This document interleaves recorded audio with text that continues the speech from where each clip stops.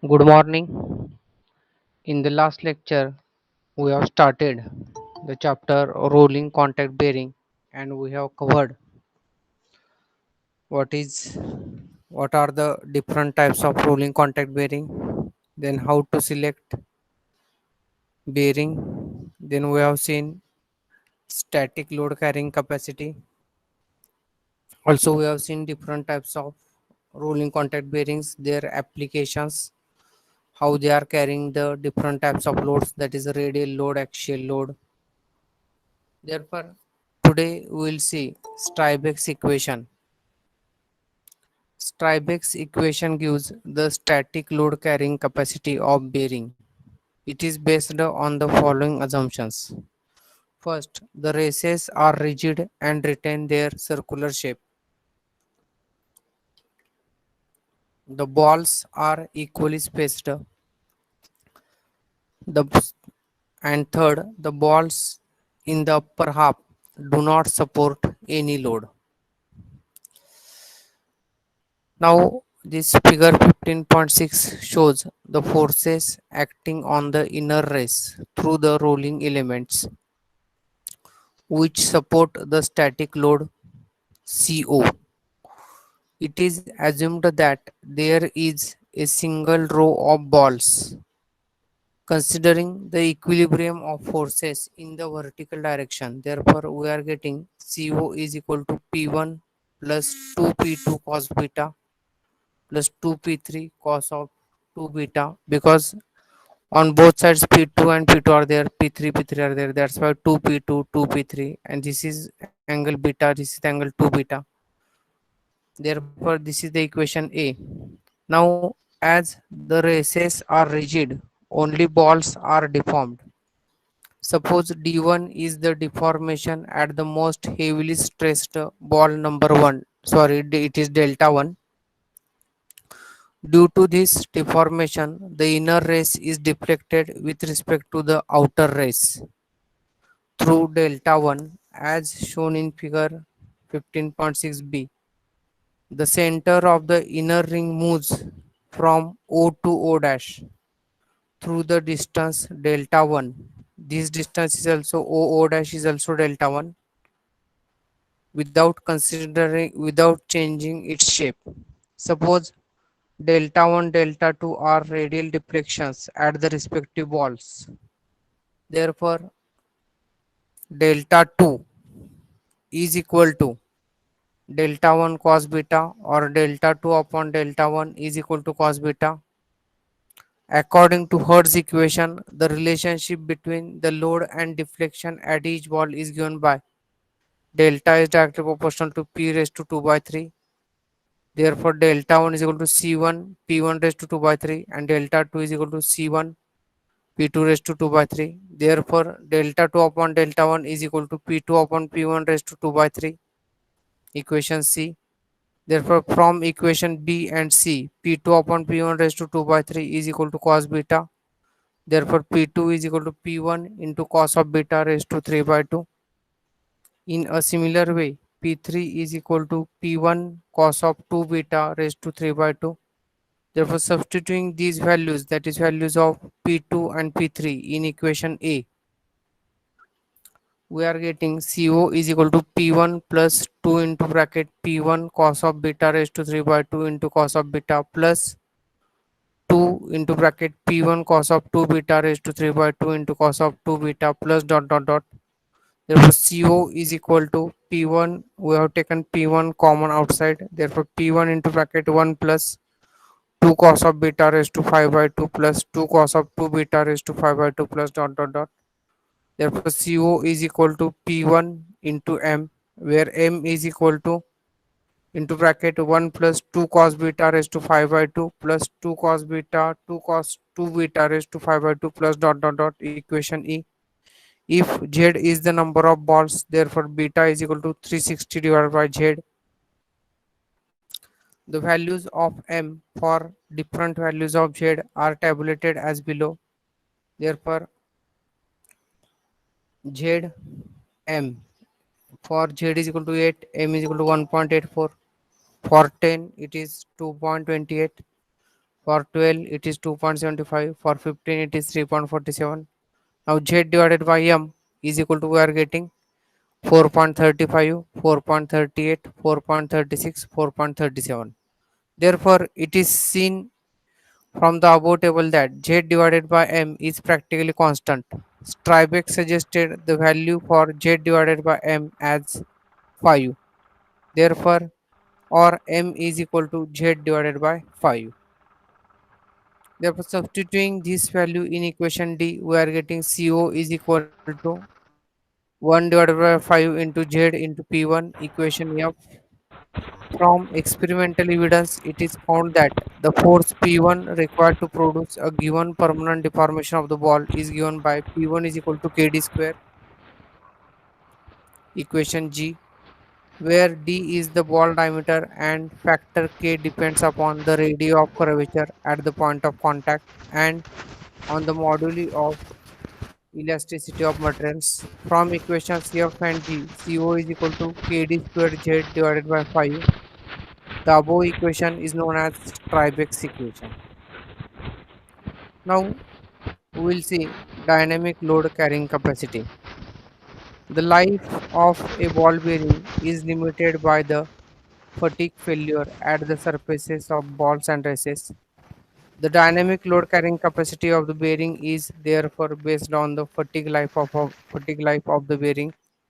The life of an individual ball bearing is defined as the number of revolutions or hours of service at some given constant speed, which the bearing runs before the first evidence of fatigue crack in balls or races. Since the life of a single bearing is difficult to predict, it is necessary to define the life in terms of the statistical average performance of a group of bearings. Bearings are rated on one of the two criteria. First, the average life of a group of bearings, or the life which 90% of the bearings will reach or exceed. The second criterion is widely used in bearing industry.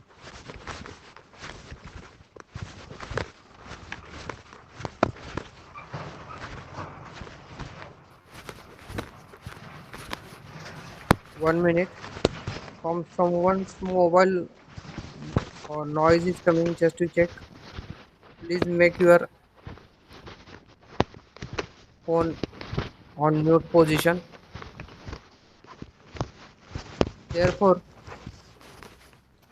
the rating life of a group of apparently identical ball bearings is defined as the number of revolutions that 90% of the bearings will complete or exceed before the first evidence of fatigue crack. There are a number of terms used for this rating life. They are minimum life, catalog life, L10 life, or B10 life. These terms are synonyms for rating life. In this chapter, we will use the term L10 life.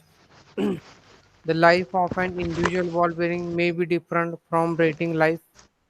Statistically, it can be proved that the life which 50% of a group of bearings will complete or exceed is approximately 5 times the rating or L10 life. This means that for the majority of bearings, the actual life is considerably more than the rated life. The dynamic load carrying capacity of a bearing is defined as the radial load in radial bearings or thrust load in thrust bearings that can be carried for a minimum revolution for a minimum life of 1 million revolutions. The minimum life in this definition is the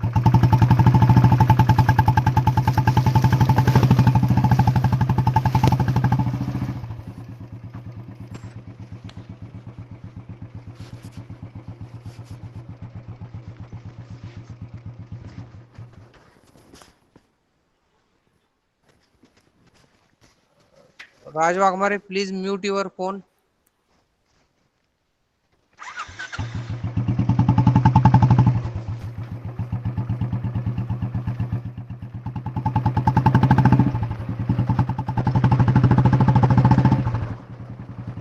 Hello, Raj Wagmare, please mute your phone.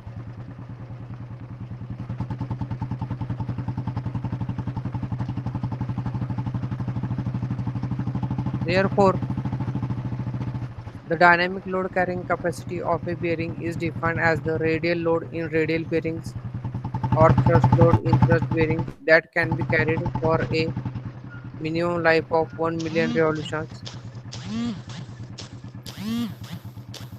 1 minute.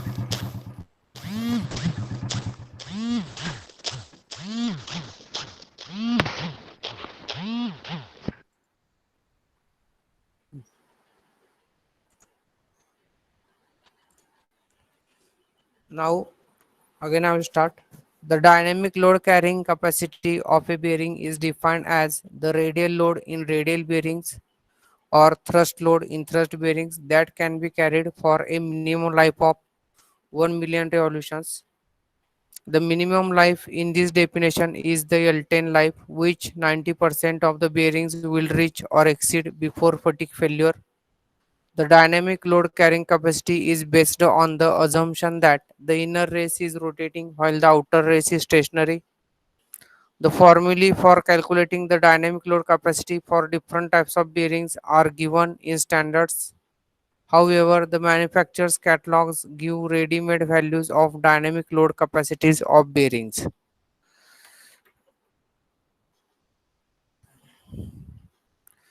Now, equivalent bearing load. In actual applications, the force acting on the bearing has two components, radial and thrust.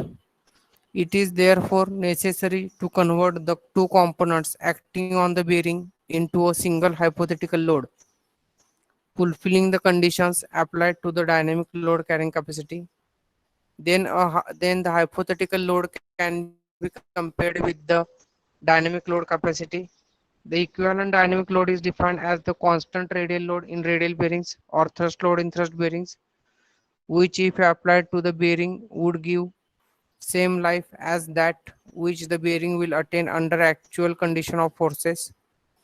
The expression for the equivalent dynamic load is written as P is equal to x v into Fr plus y into Fa, where P is equal to equivalent equivalent dynamic load in Newton. Fr is equal to radial load in Newton. Fa is equal to axial or thrust load in Newton. V is equal to race rotation factor. X and Y are radial and thrust factors respectively, and their values are given in the manufacturer's catalog. The race rotation factor depends upon whether the inner race is rotating or the outer race. The value of V is 1 when the inner race rotates while the outer race is held stationary in the housing. The value of V is 1.2 when the outer race rotates with respect to the load while the inner race remains stationary. In most of the applications, the inner race rotates and the outer race is fixed in the housing. Assuming V as unity, the given general equation for the equivalent dynamic load is given by P is equal to XFR plus YFA. In this chapter, we will use the above equation for calculating equivalent dynamic load. The effect of V should be considered in special cases where the outer race rotates and the inner race is stationary. When the bearing is subjected to pure radial load Fr, therefore P is equal to Fr. When the bearing is subjected to pure thrust load Fa, then P is equal to Fa. Now, load life relationship. The relationship between the dynamic load carrying capacity, the equivalent dynamic load, and the bearing life is given by L10 is equal to C divided by P raised to small p, where L10 is equal to rated life in million revolutions, C is equal to dynamic load carrying capacity in Newton, and P is equal to 3 for ball bearings, P is equal to 10 divided by 3 for roller bearings. Now rearranging the equation, we are getting C is equal to P into L10 raised to 1 upon P. For all types of ball bearings, C is equal to P into L10 raised to 1 by 3. For all types of roller bearings, C is equal to P into L10 raised to 0.3. The relationship between life in million revolutions and life in working hours is given by L10 is equal to 60n into L10h divided by 10 raised to 6, where L10h is equal to rated bearing life in hours and small n is equal to speed of rotation in RPM. Now, based upon this, we will solve example. Based, based upon this, we will solve example.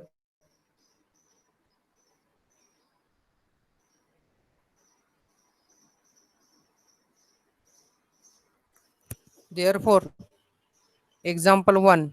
In a particular application, the radial load acting on a ball bearing is 5 kilonewton and the expected life for 90% of the bearings is 8000 hour. Calculate the dynamic load carrying capacity of the bearing when the shaft rotates at 1450 rpm. Therefore, first of all, write down the given quantities. First of all, write down the given quantities. I think you are writing. Please write down the problem. Now solution. Given data will write first of all. Now load they are given that therefore P is equal to 5 kilonewton. 5 kilonewton which is equal to 5000 Newton. Then RPM they are given small n is equal to 1450 RPM. Then LH they are given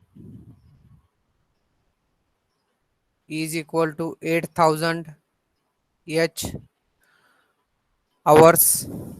Now first of all we will calculate L, that is life in million revolutions. Therefore L is equal to 60 into N into LH divided by 10 raised to 6, which is equal to 60 into 1450 into 8000 divided by 10 raised to 6. Therefore L is equal to 696. Please do the calculations just to check. 696 million revolutions. Million revolutions. Now we have to calculate dynamic load carrying capacity. That is, we have to calculate value of C. Calculate the dynamic load carrying capacity of the bearing. Therefore, we have to calculate value of C. Therefore, what is our equation? This is which type of bearing? This is the ball bearing. This is which bearing? Ball bearing. Therefore, what is the formula? L is equal to C upon P raised to 3. C upon P raised to 3. Therefore, C is equal to P into L raised to 1 by 3. Therefore, substitute the values 5000 into 696 raised to 1 by 3. Therefore, C is equal to, please calculate. What is the answer? Tell me.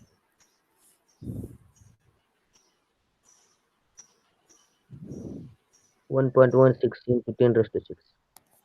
How much? No, again you check. 1.16 into 10 raised. It should be 44,000 something. Please check. What is the answer? Please check.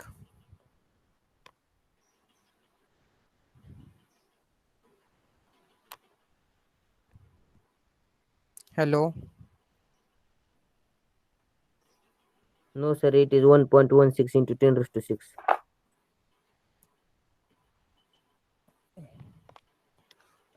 1.16. 5000 into 696 raised to 1 by 3.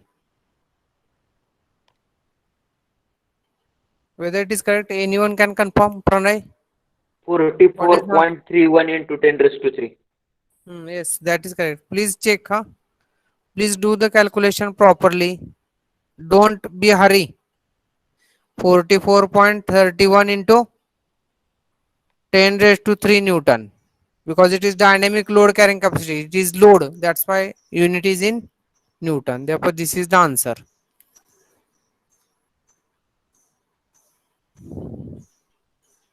Now, next problem. Write down the problem. Example 2. A taper roller bearing has a dynamic load capacity of 26 Newton kilonewton. The desired life for 90% of the bearings is 8000 hour and the speed is 3000 rpm. Calculate the equivalent radial load that the bearing can carry. Calculate the equivalent radial load that the bearing can carry.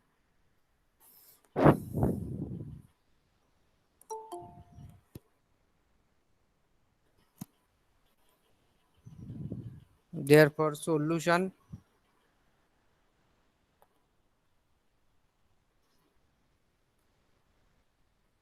Given data.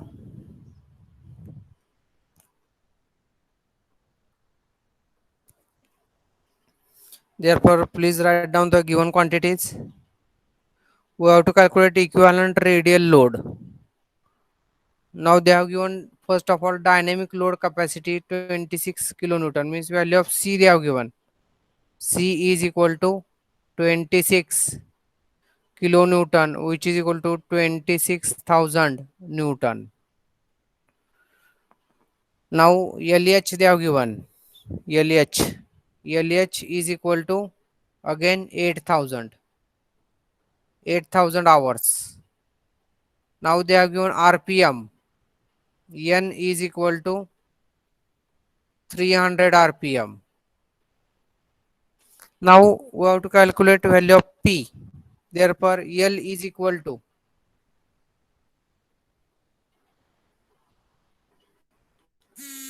L is equal to 60 into N into LH divided by 10 raised to 6 which is equal to 60 into 300 into 8000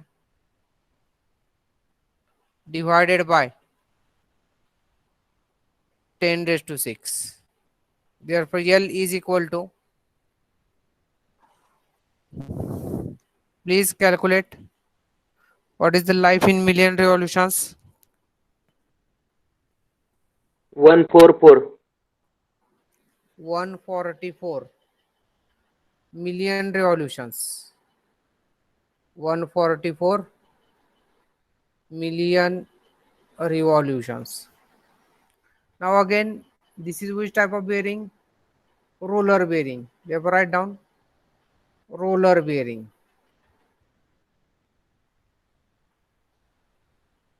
Now, if it is roller bearing, what is the relation between life in million revolutions C and P? That is L is equal to C divided by P bracket raised to 10 by 3.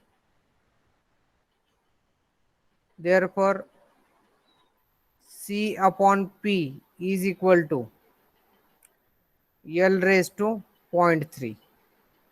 Now we have to calculate P. Therefore, P is equal to C divided by L raised to 0.3, which is equal to C is 26,000 divided by 144 raised to 0.3. Therefore, P is equal to, what is the value of P?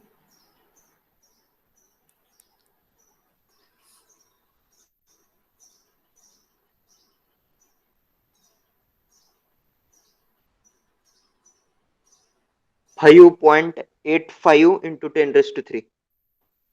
Therefore, write down 5.85 into 10 raised to 3 Newton. 5.85 into 10 raised to 3 Newton. Therefore, this is our answer of equivalent radial load that the bearing can carry.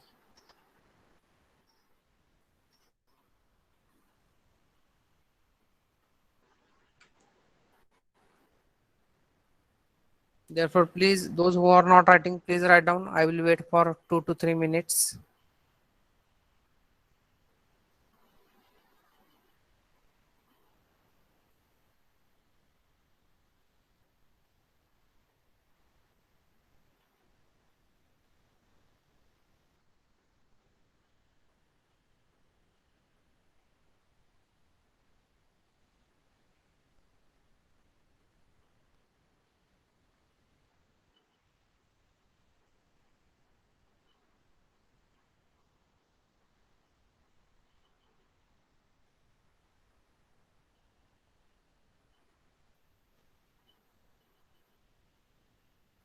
Okay, I think you have written. Now, next point is selection of bearing life. Selection of bearing life. Therefore, while selecting the proper size of a bearing, it is necessary to specify the expected life of the bearing for the given application. The information regarding the life expectancy is generally vague and values based on past experience are used. For all kinds of vehicles, the speed of rotation is not constant and the desired life is expressed in terms of millions of revolutions. The recommended bearing life for wheel applications is given in table 15.1. Now table 15.1 indicates bearing life for wheel applications. First column is wheel application, second column is life in million revolution. Now automobile cars it is 50, trucks 100, trolley cars 500, railroad cars 1000. In the other applications, the speed of rotation is relatively constant and the desired life is expressed in terms of hours of service. The recommended bearing life for some of the applications is given in table 15.2. Therefore, table 15.2 bearing life for industrial applications. First, machines used intermittently such as lifting tackle, hand tools and household appliances 4000 to 8000 hour. Machines used for 8 hours of service per day such as electric motors and gear drives 12,000 to 20,000 hour. Third, machines used for continuous operation 24 hours per day such as pumps, compressors and conveyors 40,000 to 60,000 hour. The values given in the above tables are only for general guidance. For a particular application, the designer should consider the past experience and the difficulties faced by the customer in replacing the bearing and the economics of breakdown cost, dynamic load due to inaccuracies of the tooth profile, and the elastic deformation of teeth. In chain and belt drives, the dynamic load is due to vibrations. The values of load factor are given in table 15.3. Therefore, table 15.3 values of load factor. First column is types of drive, second column is load factor. Therefore, gear drives in that first rotating machines free from impact like electric motors and turbo compressors 1.2 to 1.4. Second, reciprocating machines like internal combustion engines and compressors 1.4 to 1.7. Third, impact machines like hammer mills 2.5 to 3.5. Then belt drives, V belts 2.0, single ply leather belt 3.0, double ply leather belt 3.5. Then chain drives 1.5. The values of the load factor given in the above table are used in the absence of precise analysis of dynamic forces. Now, next point is selection of bearing from manufacturer's catalog. The basic procedure for the selection of a bearing from the manufacturer's catalog consists of the following steps. First, calculate the radial and axial forces acting on the bearing and determine the diameter of the shaft where the bearing is to be fitted. Second, select the type of bearing for the given application. Third, determine the values of x and y, the radial and thrust factors from the catalog. The values of x and y factors for single row deep groove ball bearings are given in table 15.4. The values depend upon two ratios, Fa upon Fr and Fa upon Co, where CO is the static load capacity. The selection of the bearing is therefore done by trial and error. The static and dynamic load capacities of single row deep groove ball bearings of different series are given in table 15.5. To begin with, a bearing of light series such as 60 is selected for the given diameter of the shaft and the value of CO is found from table 15.5. Knowing the ratios Fa upon CO and Fa upon Fr, the values of X and Y factors are found from table 15.4. Next, calculate the equivalent dynamic load from the equation P is equal to XFR plus YFA. The next step, make a decision about the expected bearing life and express the life L10 in million revolutions. Sixth step, calculate the dynamic load capacity from the equation C is equal to P into L10 raised to 1 by 3. Then next, check whether the selected bearing of series 60 has the required dynamic capacity. If not, select the bearing of the next series and go back to step 3 and continue. Ball bearings are thus selected by the trial and error procedure. The above procedure is also applicable to other types of bearings. Now table 15.4 indicates X and Y factors for single row deep groove ball bearing. Therefore first column is Fa upon CO, second column is Fa upon Fr less than equal to E. X and Y factors are there. Third column Fa upon Fr greater than E, X and Y factors and E is there. Therefore for different values sample I will read 0.025 1 0 0.56 2 0.22 0.70 1 0 0.56 1.6 0.27 0.25 1 0 0.56 1.2 0.37 0.5 1 0 0.56 1.44. In order to explain the selection procedure, let us consider a numerical example. Suppose it is required to select a single row deep groove ball bearing for a shaft that is 75 mm in diameter and which rotates at 125 rpm. The bearing is subjected to a radial load of 21 kN and there is no thrust load. The expected life of the bearing is 10,000 hours. Step 1, Fr is equal to 21,000 Newton, Fa is equal to 0, diameter D is equal to 75 mm. Step 2, type single row deep groove ball bearing. Step 3, since there is no axial load, P is equal to Fr which is equal to 21,000 Newton. Step 4, L10 is equal to 60 L10H divided by 10 raised to 6. Therefore substituting the values 60 into 125 into 10,000 divided by 10 raised to 6. Therefore L10 we are getting 75 million revolutions. Now step 5, dynamic load carrying capacity C is equal to P into L10 raised to 1 by 3 which is equal to 21,000 into 75 raised to 1 by 3. Therefore, C is equal to 88,560.43 Newton. Now, step 6.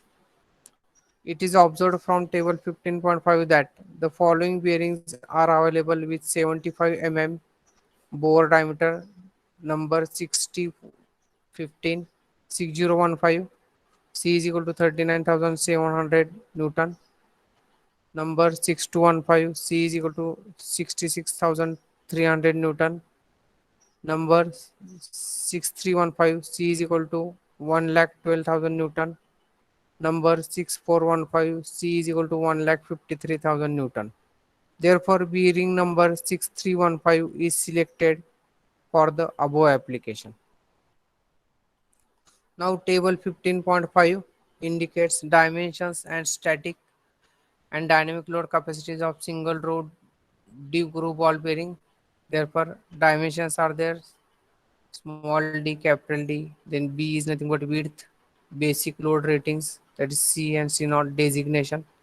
Now, this is the fuse table for different diameters. It indicates static and dynamic load. C means static load capacity, C naught means dynamic load capacity, and this is the designation of the bearing.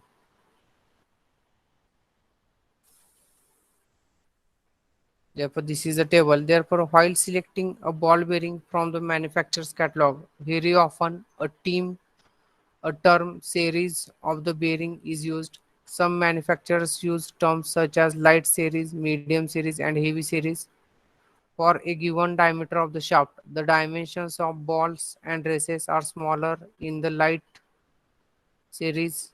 The load capacities are less and cost is also less.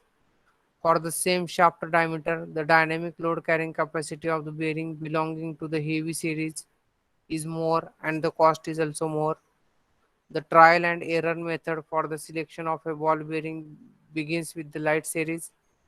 If that is not suitable, a medium series being selected. The last choice is the costliest heavy series bearing.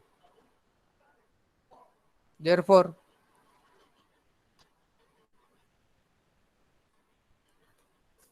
a rolling contact bearing is usually designated by 3 or 4 digits. The meaning of these digits is as follows. The last 2 digits indicate the bore diameter of the bearing in mm, bore diameter divided by 5. For example, XX07 indicates a bearing of 35 mm bore diameter, that is 7 into 5 is equal to 35. The third digit from the right side indicates the series of the bearing. The numbers used to indicate the series are as follows: extra light series 1, light series 2, medium series 3, heavy series 4. For example, X307 indicates a medium series ball bearing with a bore diameter of 35 mm. The fourth digit and sometimes fifth digit from the right specifies the type of rolling contact bearing. For example, the digit 6 indicates deep groove ball bearing. Light series bearings permit smallest bearing width and outer diameter for a given bore diameter. They have lowest load carrying capacities. Medium series bearings have 30 to 40% higher load dynamic load carrying capacities compared with light series bearings of the same bore diameter. However, they occupy more radial and axial space. Heavy series bearings have 20 to 30% higher dynamic load carrying capacities compared with medium series bearings of the same bore diameter. The ISO plan for the dimension series of the bearings is illustrated in figure. It consists of 2 digit numbers. The first number indicates the width series 8, 0, 1, 2, 3, 4, 5, and 6 in order of increasing width. The second number indicates the diameter series 7, 8, 9, 0, 1, 2, 3, and 4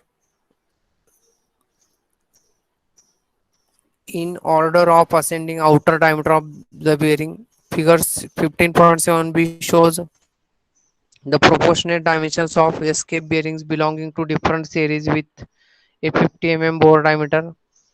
that is bearing number 6010, 6210, 6310, and 6410. Now this is the dimensions of the bearings. See that this is the dimension series. This is the width series. See that different widths are there: 60, 62, 63, 64. These are the series. Different widths are there. This is the dimension series. This is the diameter. So diameter series means dimension of series bearings. Therefore, please wait. I will write your attendance.